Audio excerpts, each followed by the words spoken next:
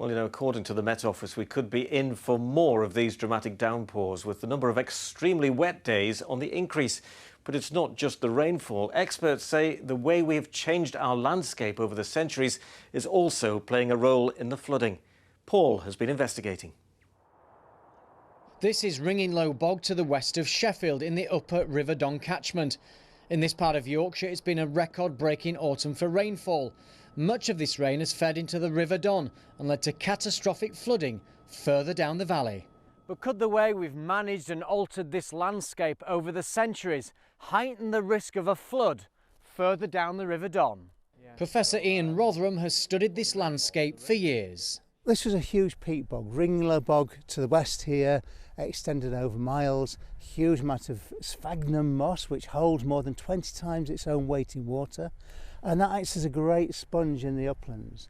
Now what's happened is that the moors and bogs have been massively destroyed, and then the bits which remain have been drained, burned and grazed within an inch of their lives. Now that means that the water is shooting downstream faster, harder, deeper, quicker. So if you're downstream of this, you're going to cop it really badly. Further east lies Potteric Carr in the lower Don catchment, where man has also changed the landscape dramatically over the centuries.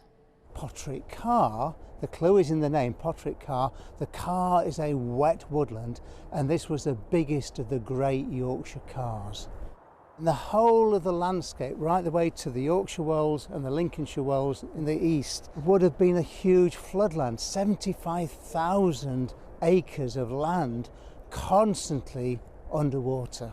So what has man done to alter this landscape and heighten that flood risk? Well, basically over the period, particularly since the 1700s, we've been able to drain the land, which was very difficult at first because it's so flat.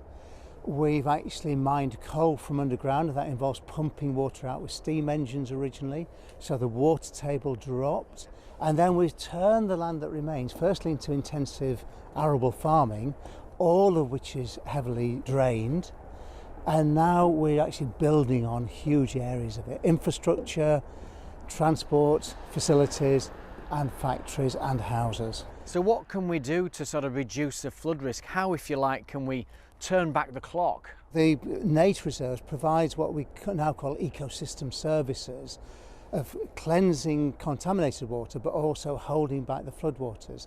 And we need to work with people like the Yorkshire Wildlife Trust, the conservation bodies, and importantly with the farmers and landowners to hold back the floodwater to make space for water.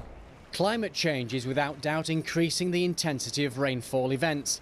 Latest research suggests the number of extremely wet days has increased by 17% in the last half century. But we have also had a huge impact on our landscape and its ability to cope with such rainfall events.